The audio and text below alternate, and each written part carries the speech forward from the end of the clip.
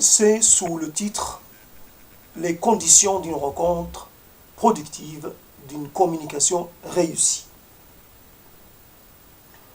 Donc, c'est qui vient juste après celui sur les limites de la rationalité. Et donc, j'espère trouver les mots pour avoir une approche intéressante de la question. Donc, je soulève des questions, j'ai des questions qui viennent suite à une conversation, et donc j'essaie quand même d'en parler, même si cela peut paraître, comment dire, j'en parle, certaines questions que je traite, alors que je ne suis pas censé être un spécialiste. Bon, peu importe, j'essaie de faire des efforts pour garder un esprit vif. Et voilà, donc les conditions d'une rencontre productive, d'une communication réussie. Fondamentalement parce que l'être humain est un être social, parce qu'on est nombreux, parce que les conditions, la rencontre se fait, qu'on y soit favorable ou pas. Un certain nombre de rencontres sont des rencontres décisives, sont des rencontres quelque part qui nous façonnent, qui déterminent nos parcours futurs. Donc la rencontre se fait elle a tendance plutôt comment dire, soit à prendre de suite à être réussie, soit elle est réussie du premier coup, soit peut-être elle a besoin de plus d'occurrences pour pouvoir devenir vraiment, comment dire, effective, pour déboucher sur productive, pour déboucher sur quelque chose. Donc, une communication productive. Les individus se rendent compte quels sont les chemins, quels sont en fait les courants souterrains qui font qu'un individu rencontre un autre individu. Donc il y a, s'agit-il comment dire, de mouvements, quand on parle de gens qui quittent leur pays d'origine, de naissance, s'agit-il de mouvements qui sont des mouvements d'ampleur, des mouvements massifs qui touchent l'humanité entière. On a l'impression qu'il s'agit d'une période dans laquelle beaucoup de gens circulent, beaucoup de circulation de biens, mais aussi circulation d'êtres humains. Donc la circulation fait que les horizons de la rencontre s'ouvrent, s'enrichissent. Il y a potentiellement plus de rencontres à faire, surtout de rencontres qui ne sont pas déterminées par déjà une proximité culturelle, linguistique ou autre. Donc on fait la rencontre de gens qui, quelque part, nous sont des fois très éloignés. Cette rencontre-là est quelque part... évidemment, cela se fait dans des cadres, il y a beaucoup de ce qu'on pourrait appeler de la chance, mais en fait, il n'y a pas de hasard. Il y a, si on est quelque part, on va tomber, comme on dit, on va fréquenter, on va avoir l'occasion de rencontrer des gens qui sont dans le même lieu. À un moment donné, on est dans un lieu, il y a des gens, la rencontre se fait automatiquement. Elle se fait avec un grand nombre, elle se fait avec un petit nombre, elle se fait avec les gens fréquentant ce lieu. Donc à partir du moment où on fréquente le même lieu, il y a déjà quelque part une base. Cette base-là détermine peut-être la productivité de la rencontre, ou la non-productivité. Certaines rencontres se révèlent stériles, voire carrément contre-productives, carrément nuisibles. Nous avons en fait des parcours à faire, nous avons aussi à nous émanciper, à dépasser certains de nos déterminismes sociaux et nos appartenances de classe, nos appartenances d'origine, etc. Et le fait est que, comme par un mécanisme étrange, comme si on était en fait manipulé par des forces qui nous dépassent, nous nous retrouvons plus avec des gens qui nous ressemblent qu'avec le contraire. Nous faisons des efforts, nous avons quelquefois l'intuition qu'il faut agir différemment, mais nous manquons de persistance, nous manquons de, comment dire, nous, en fait, nous faisons très vite ce mouvement de recul parce qu'il y a, de l'autre côté, il y a une hostilité, carrément une résistance, oui, carrément une fermeture. Nous trouvons en face de nous des gens qui sont fermés à nos tentatives de communication, à nos gestes et à notre volonté de rencontre. Donc la rencontre se fait on peut parler de rencontre individuelle, on peut parler de rencontre, comment dire, d'un continent. Je peux être porteur d'un certain nombre de gens, d'un certain nombre d'éléments, de références, le mot valeur entre guillemets, on peut être porteur d'un certain nombre de références qui font que je suis quelque part, quand il ne s'agit pas seulement de moi, mais il s'agit de tout ce que je peux représenter. Je peux être le représentant d'un ensemble culturel, d'un ensemble socio-culturel, qui quelque part, dont je ne serai qu'un élément. Et la rencontre ne se fait pas d'individu à individu, mais se fait d'un ensemble à un autre ensemble, face à un autre ensemble. Et là, il y a évidemment les possibilités d'opposition, les possibilités de confrontation, les possibilités de conflit. Donc quand on quitte son pays d'origine pour aller dans un pays et on se met en position de minorité, et obligatoirement le réflexe, c'est quelque part, c'est d'aller vers le semblable, parce que pour des raisons de confort, on va dire, parce que et il y a une coupure avec la culture dominante. Il y a une comment dire, comme si on devait faire coexister en nous-mêmes deux affiliations, deux identités. À tout le moins, puisque ça me plaît, ce concept de l'entre-deux, un entre-deux qui quelque part ne résout rien. On est dans un entre-deux de l'appartenance, un entre-deux de l'affiliation, un entre-deux de l'identité, un entre-deux... Alors que, quelque part, il y a... soit il y a une demande sociale pour qu'en fait on se défait d'un élément et qu'en fait on véhicule que l'élément... on véhicule qu'un élément, soit il y a aussi de la part de l'autre côté une demande de fidélité, une demande à ce qu'on reste soi-même et à ce qu'on ne se renie pas, à ce que quelque part on ne bascule pas dans l'autre camp. Et évidemment, il y a donc l'entre-deux permet d'aller d'un ensemble à un autre. La preuve, c'est votre interlocuteur qui est, moi-même, quelque part, je navigue entre le français et l'arabe, et à l'intérieur de l'arabe, je navigue entre l'arabe littéral et l'arabe littéraire et l'arabe littéral. Donc, quelque part, il y a une dualité, avec en plus une complexité supplémentaire.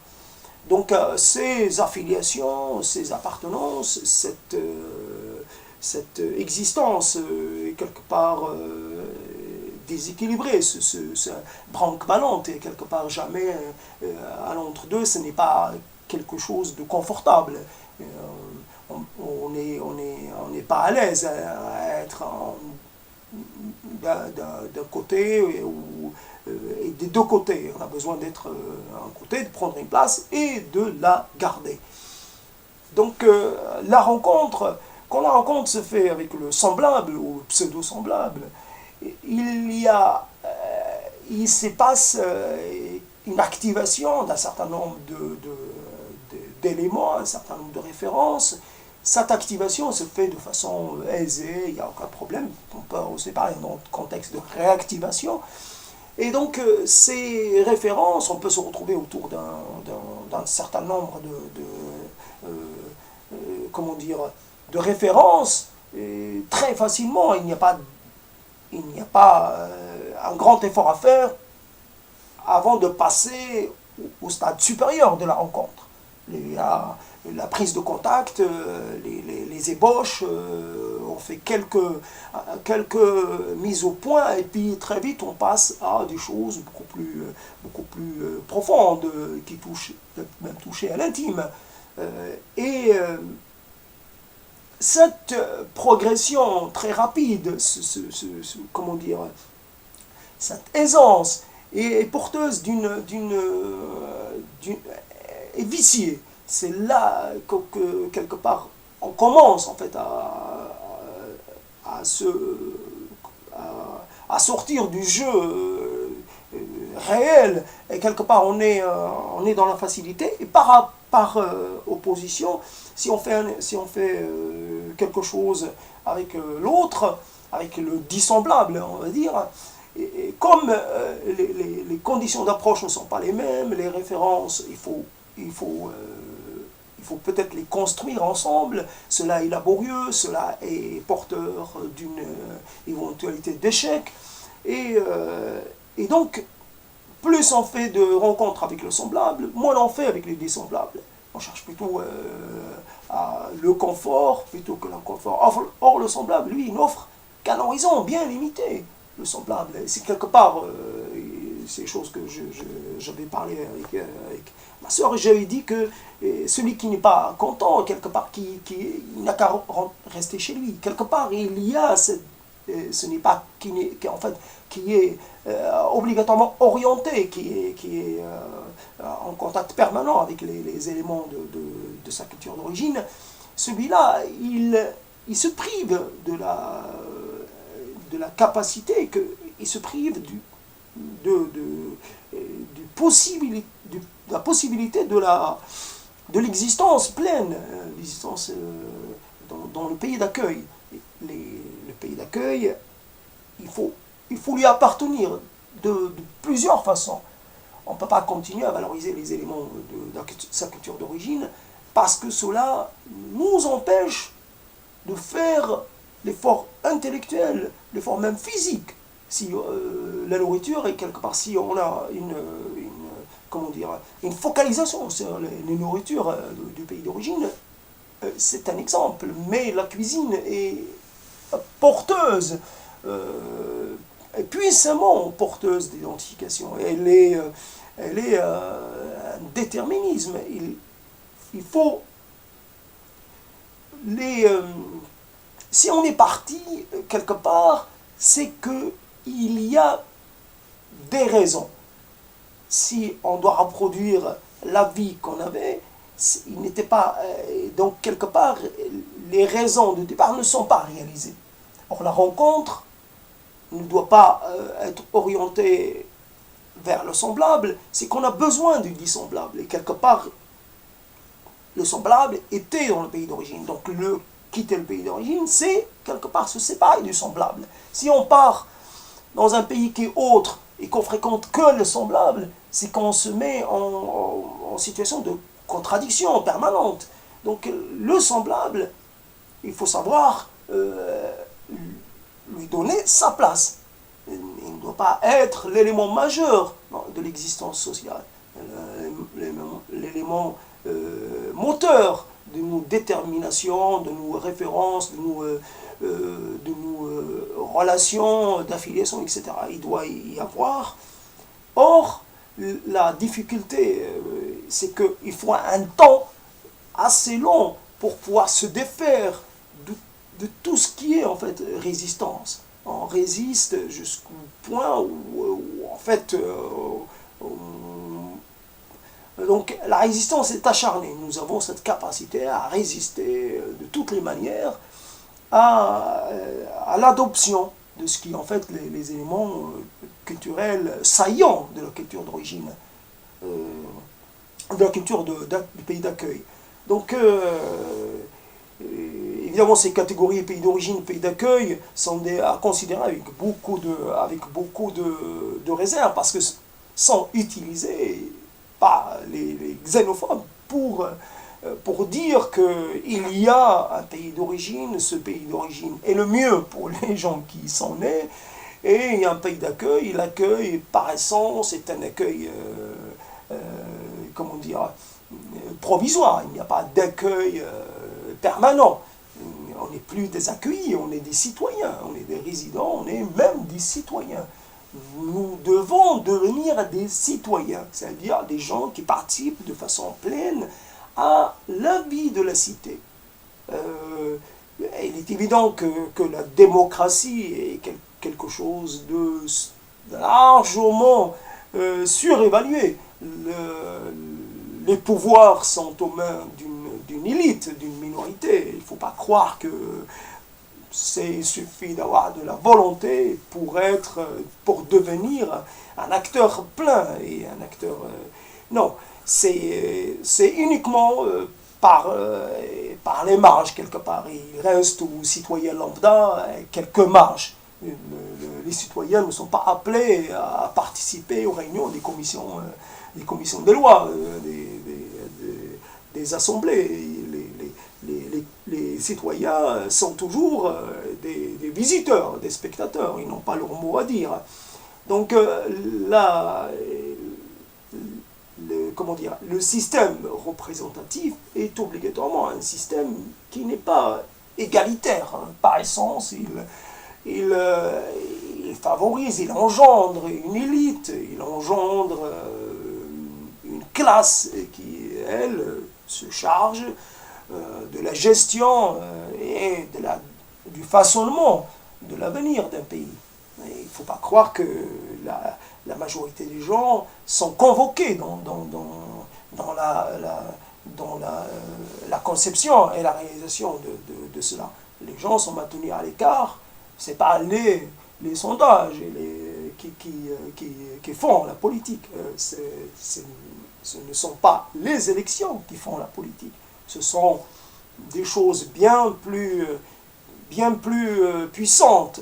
Il y a, comment dire, il y a des forces qui, elles, quelque part, agissent en dehors du cadre électif et des forces de pression. Et donc le citoyen extra ou externe, d'origine externe, qui voudrait quelque part, parce qu'il estime que de par son identité, son accès à la citoyenneté, il doit avoir,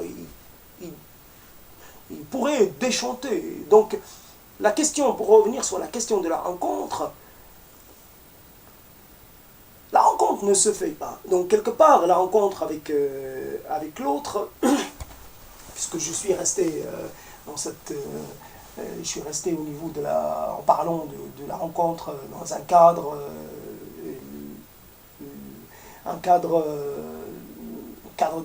de changement de pays.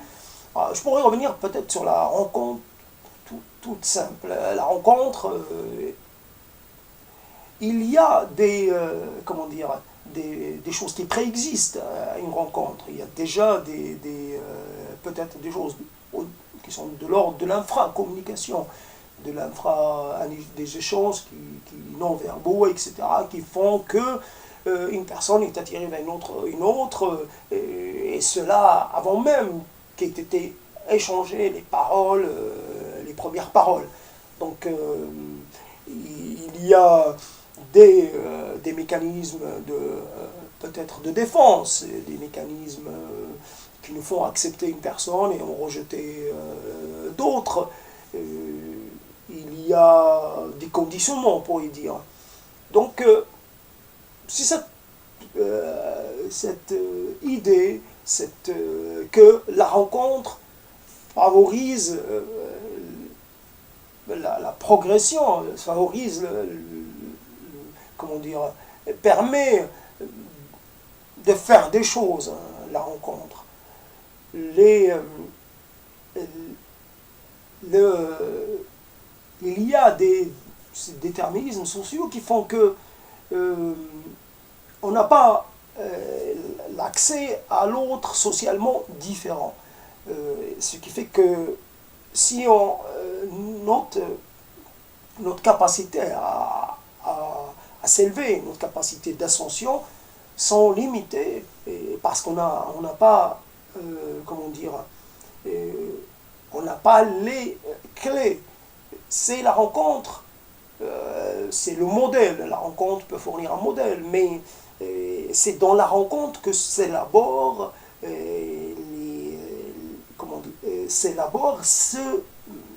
les stratégies quelque part. On interroge, on interroge l'autre, on s'interroge en même temps, et on envisage des solutions. On envisage des stratégies, on voit ce qu'on a et ce qu'on n'a pas. Mais la rencontre avec l'autre même, socialement parlant, fait que on est rapidement ramené vers son origine sociale. Si l'horizon est bouché, c'est quelque part, on n'a pas on estime qu'on n'a pas les appuis qu'il faut, qu'on n'a pas les soutiens qu'il faut, on est rapidement ramené vers un aveu d'impuissance. Donc, la communication voudrait que, pour qu'elle soit réussie, voudrait qu'on parte du même cadre référentiel. Seulement, donc, au début, je parlais de cette circulation d'individus d'un continent à un autre, et quelque part, là se trouve la figuration ultime de la difficulté, la non-rencontre. Parce qu'on peut parler de rencontre, on peut parler d'une non-rencontre, celle qui ne débouche pas sur une communication. Des rencontres qui sont en fait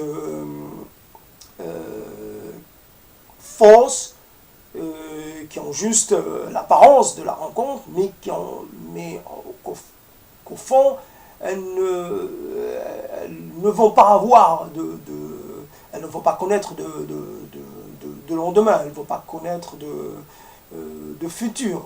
Une rencontre qui s'arrête très vite.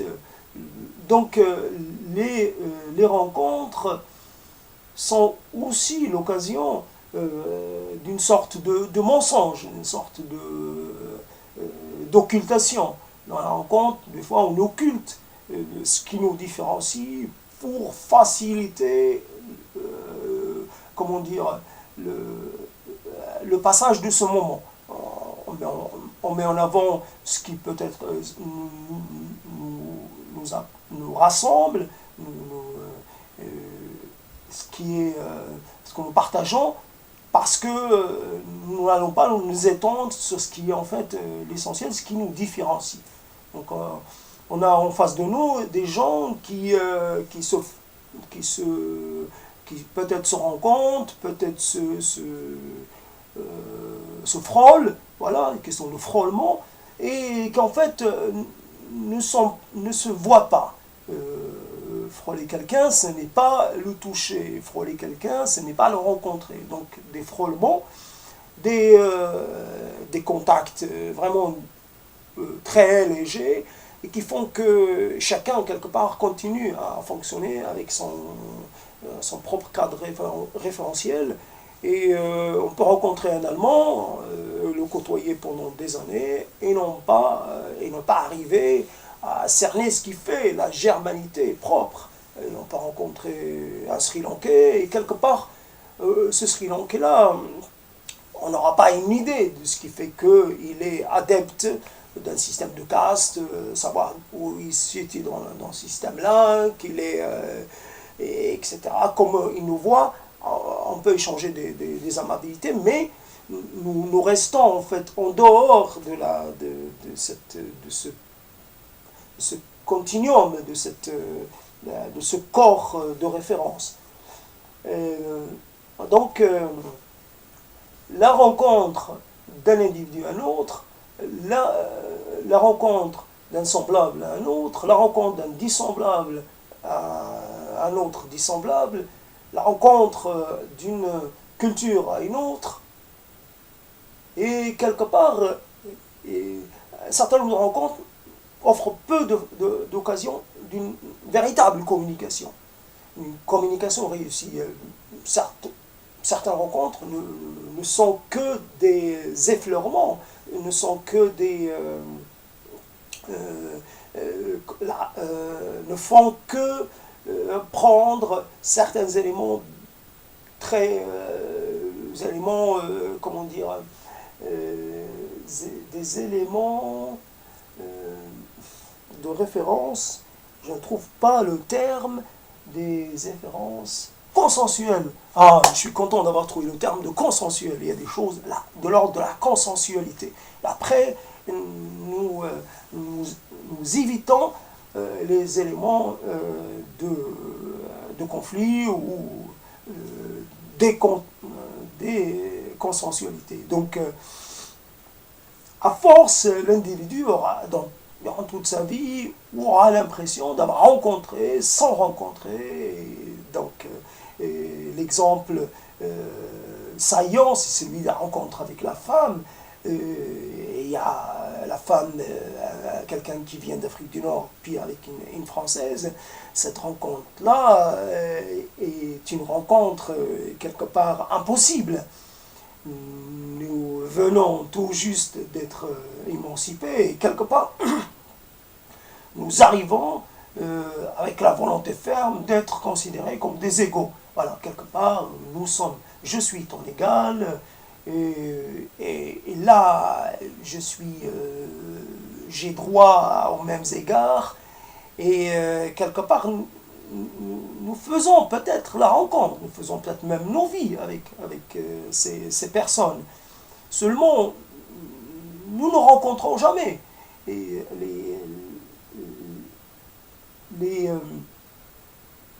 nous gardons nos attachements peut-être enfouis, refoulés. Nous gardons une part du refoulé mais une part qui peut être bien substantielle. C'est pas rien. La part de refoulé qui nous surgit qu'à des moments bien particuliers, en cas de crise majeure dans le couple, en cas de crise conjugale ou crise, je ne sais pas, un certain nombre, il faudrait des conditions bien particulières pour que cela remonte à la surface.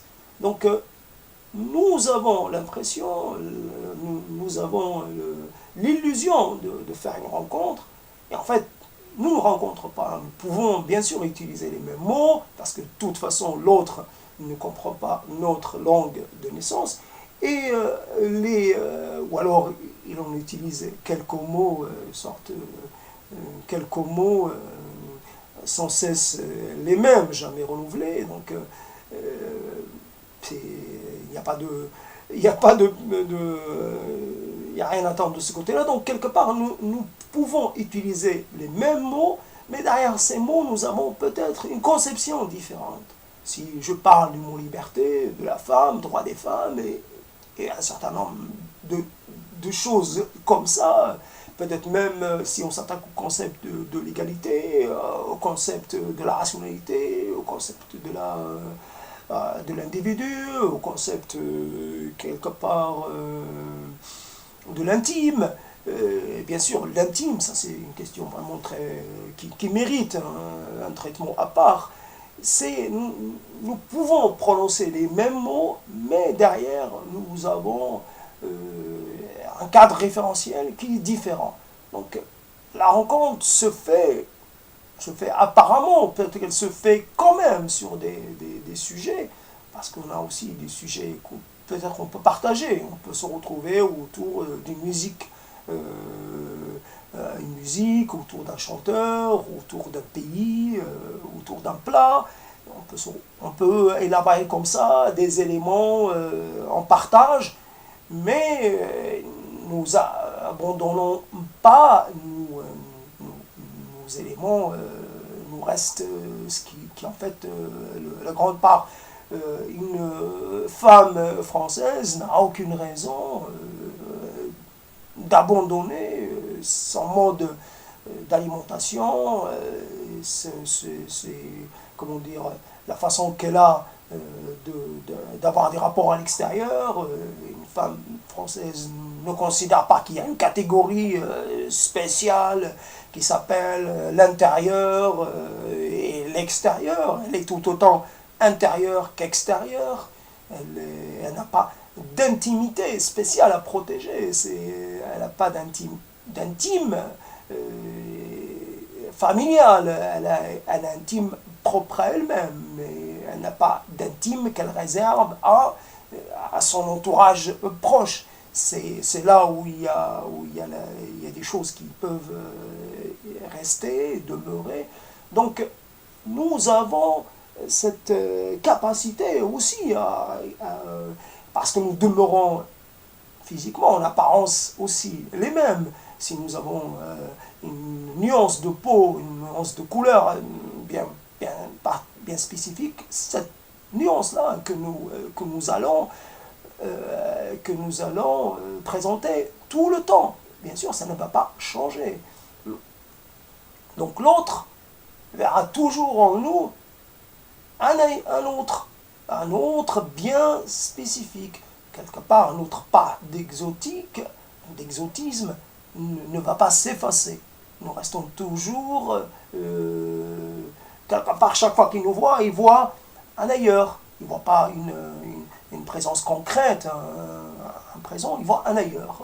Quelque part, tout de suite, une association d'idées, une association d'images, l'Afrique, le machin, les habitudes particulières, les odeurs, le couscous maman, un certain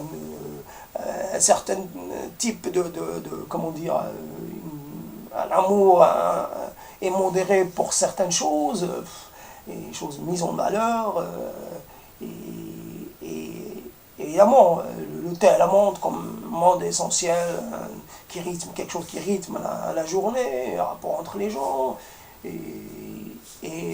voilà, donc il y a dans cette rencontre une part de déni de soi, quelque chose qui est obligatoirement à faire, qui est sujette à variation. Il y a un déni de soi vraiment très important. Il y a une déni qui est plus ou moins affirmée, plus ou moins quelque part pathologique. Il y a des dénis de soi qui conduisent à des comportements ou à des symptômes assez préoccupants. Donc, nous avons à faire des rencontres parce que les rencontres nous font, en fait, nous permettent de nous rencontrer nous-mêmes. Quand je parle à quelqu'un, c'est une autre façon que j'ai de parler à moi-même. Le monologue est quelque chose qui connaît ses limites. Le monologue est aussi très confortable. On croit que quelque part, si on se parle à soi-même, on a l'impression d'avoir toujours, de pouvoir parler sans être interrompu, de pouvoir parler sans être contredit. Et donc, on est en fait d'une certaine, comment dire, projection de soi-même, on est en miroir quelque part, on est face à sa propre image, et cela peut-être quand même ne doit pas être accepté, ne doit pas être toléré, et donc la rencontre permet une approche différente, permet l'interrogation.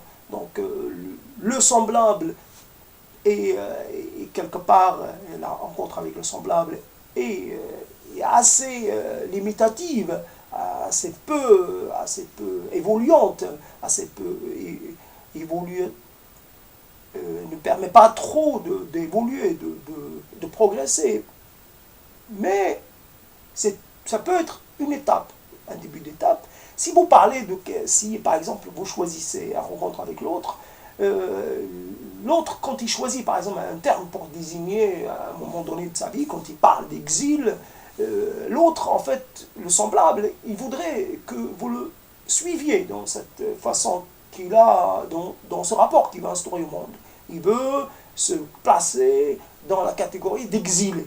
Bien sûr, l'exil est quelque chose de valorisé. La figure de l'exilé est valorisante. Je suis un exilé. Je suis quelque part une sorte de solitaire, un solitaire majestueux, magnifique. Je suis quelque part une sorte d'ostracier, quelqu'un qui, quelque part, subit des conditions qui le dépassent.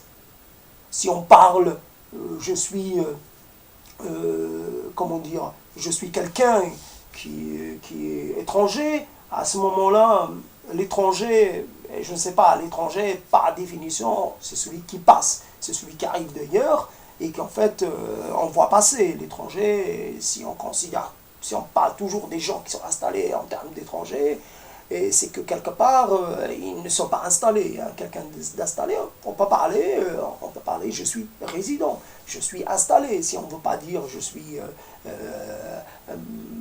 national de ce pays, quelque part on peut dire, il y a des gens qui disent je suis toulousain, identité quelque part affirmée en relation avec le pays d'Oc. Mais on peut donc exiler. Moi, j'ai choisi le terme d'errant. Quelque part, bien sûr, tout de suite, par automatisme, j'ai le juif errant. Bah, quelque part, je pourrais dire l'arabe errant, c'est pas un problème. Dans l'errance, c'est quelque chose qu'on peut vivre partout. L'errance, c'est une chose qui peut être intrinsèquement en nous et nous définit, mais pas obligatoirement, ce n'est pas négatif. Un errant, c'est peut-être un vagabond. C'est aussi un vagabond, quelqu'un qui cherche, il n'est pas installé. Si on a quitté un pays, c'est obligatoirement, il y a très peu d'exilés. Il faut des conditions particulières pour créer des exilés. Aujourd'hui, on parle de réfugiés, on ne parle pas d'exilés. Donc, les exilés sont une catégorie à part. Et quelque part, il leur est interdit de revenir. C'est un exilé, c'est quelqu'un qui ne peut pas revenir dans le pays d'origine, le pays de départ. Donc, quelqu'un qui peut revenir au moment où il le désire, ce n'est pas un exilé. C'est juste quelqu'un qui vit ailleurs. Voilà, quelqu'un qui habite un ailleurs. Mais il faudrait passer de l'ailleurs à ici. Nous ne sommes pas d'un ailleurs, nous sommes d'un endroit. Quelque part, on peut cultiver le statut d'errant sans en être vraiment. C'est gère parce que le monde, il a besoin de cette capacité, parce que quelque part, il n'est pas possible de rester affilié à un seul continent linguistique ou culturel ou social, etc. On a besoin de cette capacité d'aller voir ailleurs. Gère, mais je ne suis pas en situation de dénuement. Je ne suis pas dénué de ressources. Je pratique l'errance parce que c'est une façon que j'ai d'instaurer une distanciation avec ce qui me constitue. À partir du moment où gère pour aller quelque part, je suis prêt à être adopté si je trouve un endroit ou quelque chose qui me convient. J'erre jusqu'au moment où je trouve ma véritable destinée. Alors, on peut errer quelque part d'un siècle à un autre. Il y a des gens qui sont amoureux du 18e et le 19e ne les attire point. Il y a des gens qui sont amoureux, je sais pas moi, ça peut être d'une partie de l'histoire d'un pays, ils sont amoureux d'un régime politique particulier, mais on peut aussi errer sur le plan politique. Quelque part, on peut passer par des stades différents. Aujourd'hui, je me détermine un homme de progrès, demain je suis plus un homme d'ordre, j'apprécie l'ordre parce que hors de l'ordre, il y a le désordre et peut-être que le désordre est peut-être quelque chose qui me pose un problème sérieux. Donc,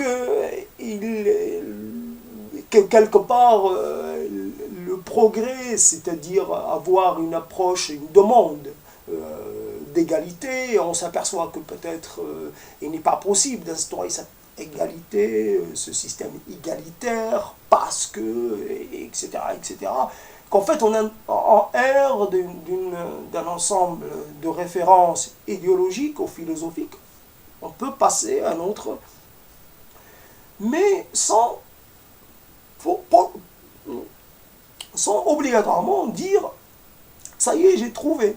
Quelque part, peut-être l'errance, quelque chose qui pourrait, en fin de compte, aboutir à des compromis. On va prendre de chaque système et on va construire quelque chose qui serait en fait une contribution de chaque période de l'histoire, de chaque pensée, etc. Quelque chose qui serait un cadre référentiel global, plutôt que de défendre une vision bien spécifique des rapports humains, des rapports sociaux, etc. Donc, la rencontre est obligatoirement quelque chose qu'il faut valoriser, mais qu'il faut mettre en avant, qu'il faut défendre, parce que cela demande aussi un effort.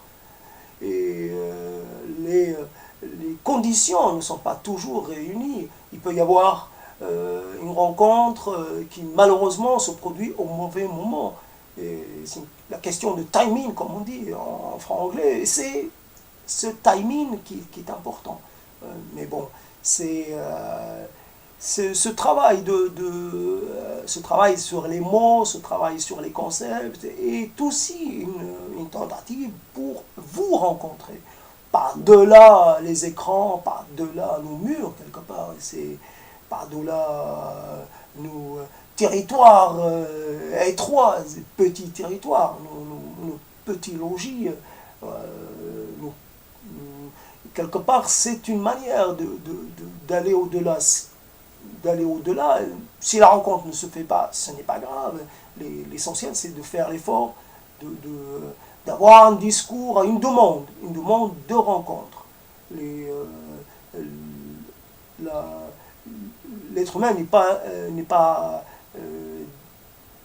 n'a pas besoin de l'unicité, n'a pas besoin de l'individualité absolue. Il a besoin d'interagir, et c'est dans la rencontre que les meilleures interactions se produisent.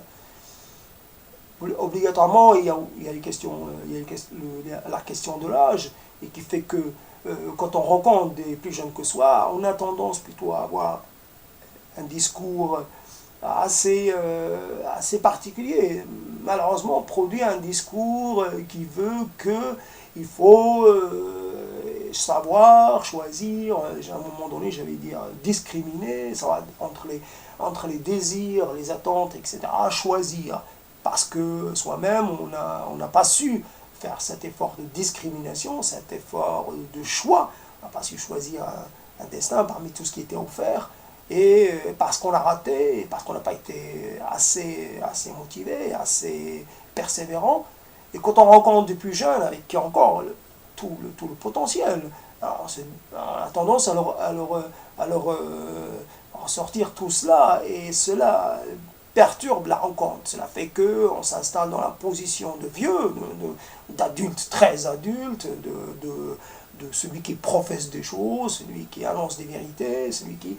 Et donc la rencontre est difficile entre les générations.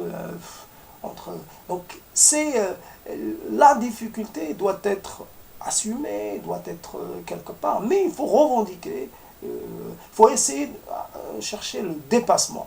Et donc ce travail de verbalisation est avant tout un travail de dépassement, pour dépasser les limites de toutes sortes, les limites par rapport à l'origine, par rapport au genre, par rapport à la classe sociale, par rapport à la classe d'âge. Tout ça doit être quelque part, en quelque sorte, dépasser pour créer les conditions d'une rencontre qui fait qu'on se sente en capacité de résolution de nos problèmes. C'est la capacité d'apporter des choses voilà, dans ce travail en commun, un travail en commun d'analyse, d'élaboration, de conceptualisation, etc.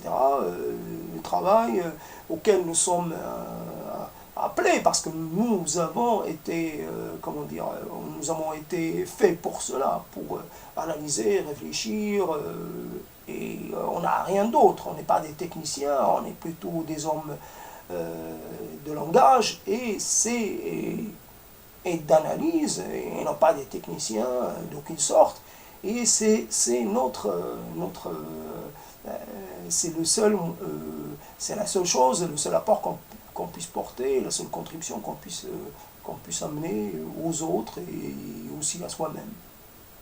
Je vous laisse pour l'instant. À une autre fois.